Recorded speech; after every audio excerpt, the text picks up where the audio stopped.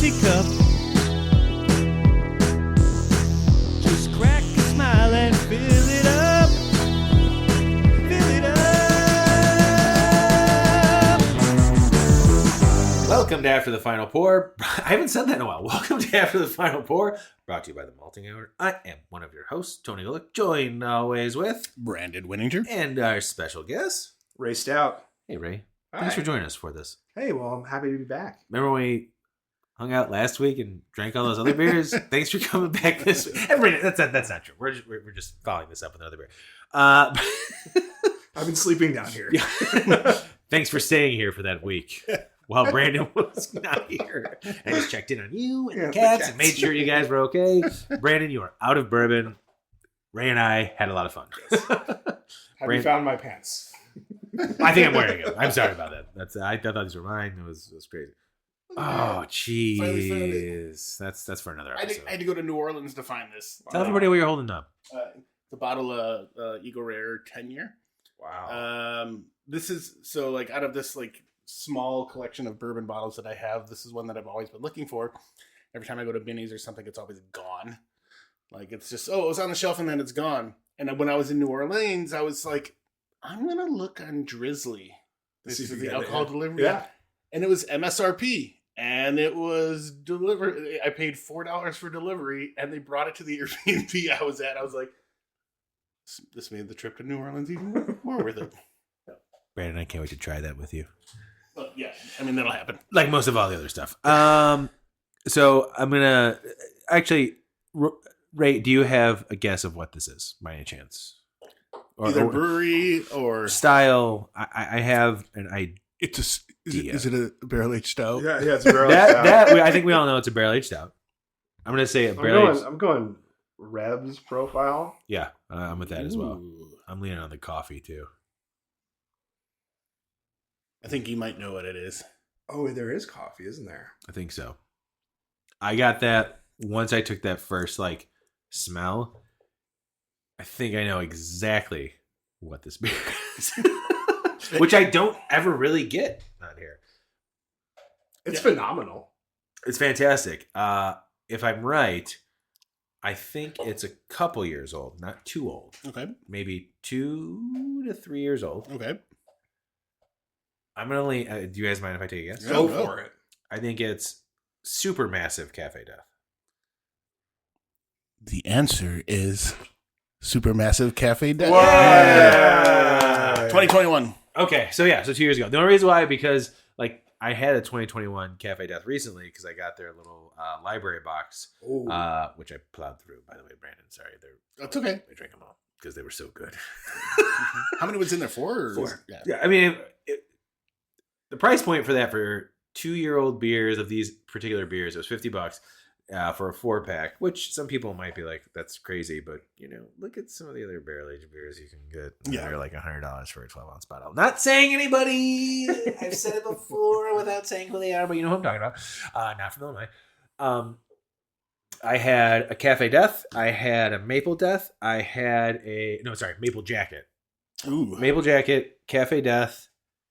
Oh shit! What was? Oh crud! I'm blanking, but the last one was Strawberry Jacket, and I drank the Strawberry Jacket, and that's the one that I wanted the most because there was last weekend. I was like, I'm going to dive into this. I'm sorry, Brandon. I meant to say it okay. for you. I don't think I've ever had Strawberry Jacket either. Oh shit, man! Could have been I your thought shot. you did. Are you sure? Because there's strawberry. We talked about strawberry candy.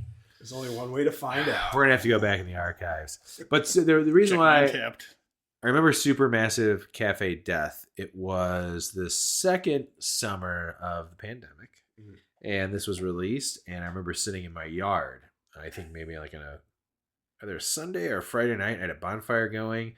I was like, you know what? It was probably Sunday night. I was like, it's probably a bad idea to have a big coffee beer right now. Sun setting, which means it's probably around 8 o'clock. Yeah, I'm like, 8-ish, 9-ish. I'm doing it.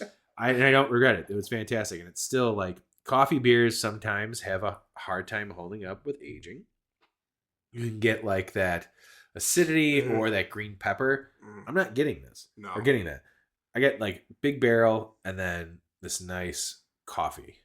That's such a lovely picture that you just painted. You know, like usually it's music for me that brings me back to a point in time, but I'm there too. Beer, like for you. Yeah, absolutely.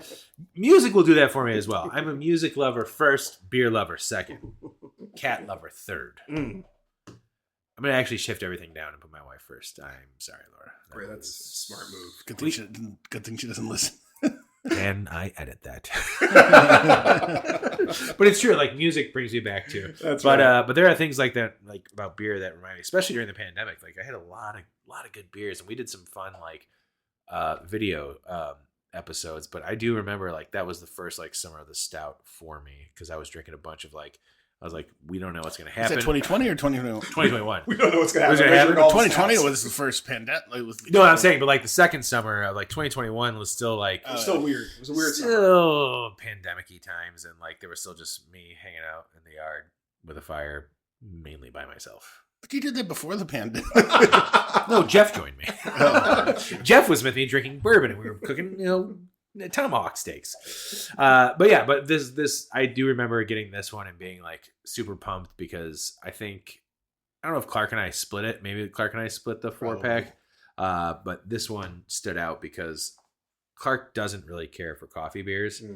Cousin Paul doesn't either. But I do. Like it's hit or miss for me, and I feel like this one, like Supermassive Café Deth, however it's pronounced. This is like a coffee lover's bourbon barrel-aged beer. No, it's great. It's held up really well, and you're right about those coffee notes. Is that they sometimes turn off flavors with aging, and this is all around still a great beer. So thank you for this. Oh, of course, this isn't even the oldest beer that We still have a wait. You're about to go. We figured it out. You have a 2013 Bourbon County. I think of 2012. And we had just 2012 or 2013, and we said, well, I have 12, 13. Yeah, I think that he 14. has to save at least one of them for 10 more years because why not just do 20 years? A 20 year on it. Yeah, got to, right? Be crazy nuts. Hey, you've gone this far, right? What's 10 more years? It's fine. Oxidation? What? Probably. Be careful. I'll drink it with you. Don't worry. So I think that's probably the oldest one that I have right now. Have you had this before, Brandon? Supermassive Cafe? Yeah. Have we drank this? I think maybe we drank this together too. It's possible. I mean, I got a 4-pack of it, so I think this might be my last one. So. Oh, nice. It's fantastic though. I mean, Revolution to me is really become one of my favorite breweries here in Chicago. It's they're very much a go-to. Like the barrel program is fantastic, and again, because we have so many options, not knocking all the other breweries. I have a lot of other favorite beers from other breweries, but I do find myself most of the time seeing Revolution stuff where I'm like, I want to pick Fist City. I'm grabbing Fist City. The lemonade mix pack now. Like the Freedom series is fantastic. We've done a bunch of episodes on that. We've done a bunch of the barrel age stuff. I mean, Antihero, as far as an IPA, is just so good. And that's what I was doing during the pandemic, like the height of it. I was getting all of my kegs from, I'd buy a keg from, get Fist City, put that on tap. Golden Cross. Cross of Gold, put it on tap. This isn't after the final. So I had that. So I had been doing that for a while, and then I was like, let me see what Old Irving has. So I checked in with them, and I think I did Beezer. I did Della first, then I did a Beezer, and now I have their Oni, their dry hopped lager on tap. Which the name just happens to have a Rev handle. The funny thing is like as I was saying, Matthew, I need an Old Irving handle, please. Thank you. As I was saying that about Rev, I'd realized it recently that the other brewery, and again, as much as we talk about Old Irving and they've been on here, oh boy, your wife's in trouble. She has dropped a bowl of some sort. They're probably the second brewery that is also my go-to. Like everything that they put out, I'm always like, oh man, this is so good. Oh man, this is so good. Oni is one of my favorite beers of all time. Dry hop lager, everybody. It is a really good beer. And so when I first moved to the Chicagoland area, Beezer was one of the first beers that I tried and absolutely fell in love with. I came from the East Coast, more specifically the Northeast, so that overly hazy hoppy You already style, had your idea. I was like, I know what I'm looking for. And so Beezer was the one that really did it for me. And I was like, oh yes, all right, there is good beer here. expanded since then. I have a friend who mainly he likes bourbon. Like he has a nice selection of bourbon. He and I get together every now and then. Yeah, Phil. He and I will get together and do vinyl and bourbon nights. Very cool. Where we'll listen to one side of a record that we're sharing. Like I'll bring a record and whatever, and he's got a very nice bourbon selection, and we're literally just doing like small pours. But he used to really love IPAs. We got burnt out on them, like a lot of us do. When you first get in the craft beer scene, depending on where your age is at, you go crazy, on IPAs. And I introduced him to Beezer, and he fell in love, like so much so that he's like, I told him like, yeah, this is called a hazy IPA. That he just tried all of like Chicago and Illinois like hazy IPAs. And so he just got. This is coming out middle of May, so Triple Beezer might still be around because as we're recording this, it just got released, and I'm going to his house after your son's birthday later in the day. He's never had Triple Beezer. He's had Double Beezer. He's had regular Beezer, and I said, "You're gonna blow his mind." Like it's your birthday too. Here's Triple Beezer. Like Triple Beezer is a lot. Yeah, it's a lot. But like it's. I was so proud that like someone who used to hate IPAs tried Beezer and was like, "This is it. I'm back. I'm back." That I actually texted Matthew and I said, "By the way, turn a friend on to Beezer. Yeah. He likes IPAs again." Yeah, you're converting people. Welcome home. Yeah. Welcome home, baby. Welcome home. Yeah, overall, I would say that Supermassive Café Deth, I mean, I with how much coffee is in this, really held up very nicely. It's very tasty. Rev has such a great like barrel age program that like I love that with like single can places like Beer on the Wall and Bottles and Cans, and that you can go and just like still find like single cans of just like Death Star. Even Bourbon County, there's still bottles, but like it's so nice to be like, oh great, like I know the release came out, you get excited around November, but here we are now in May, and it's like there's still a couple cans of this stuff left. Like it's kind of nice to like, cool evening. Yeah, exactly. Hanging out by the fire. We really got to stop doing that shit. Hanging out by the fire, cracking up beers like that. But it is like there's a time and a place for a barrel aged beer, and this would be a nice like three of us sitting around outside by your fire table. This would have been fantastic. Oh yeah. But it sucks because we're here in your bar. Yeah, can't record around the fire outside. We tried. We tried recording outside once. We did it in the garage, and that was okay when we brewed. But then like in the yard, it's tough. Too much. I'm in a flight path. For Yeah. some reason in the garage, it was fine. Like couldn't hear anything. No, it was okay. And we drank a bunch and brewed a beer. It was a good episode. Smoking cigars. That sounds like fun.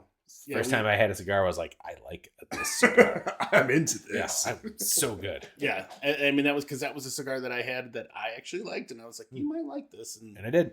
Coffee, sweetness, fantastic. Yeah. Gonna do that again. Just like this beer. Coffee, sweetness, fantastic. Fantastic. Ray, thanks for joining us for this After the Final Pour as well. We appreciate it, and we look forward to having you on. From around there, it's gonna be like 14 episodes now. Well, After the Final Pour doesn't really count, so you're still at 15. So yeah, we'll see around 125, maybe. We'll see. I don't know when I'll be around. Fantastic. Brandon, love you, buddy. Love you too, bud. Ray, thanks again, man. Hey, bye. Thanks, Ray. See ya. Take care, everybody. Hey, guys. This has been The Malting Hour. Be sure to follow us on all social media by searching The Malting Hour and at themaltinghour.com. You can also follow us individually on social media. Brandon can be found on Instagram as BMDub81, on Twitter, BDub81, and on Untapped as BDubDrinksBeer. Tony can be found on Instagram and Untapped under Ace of Help Chicago, on Twitter, The Ace of Help Chicago. Clark can be found as Clarkowski on all three. Dan can be found on Instagram as hip__hops and hip hops on YouTube. Be sure to subscribe, like, and rate the show on your preferred podcast listening platform. Until next time, cheers from all of us at The Malting Hour.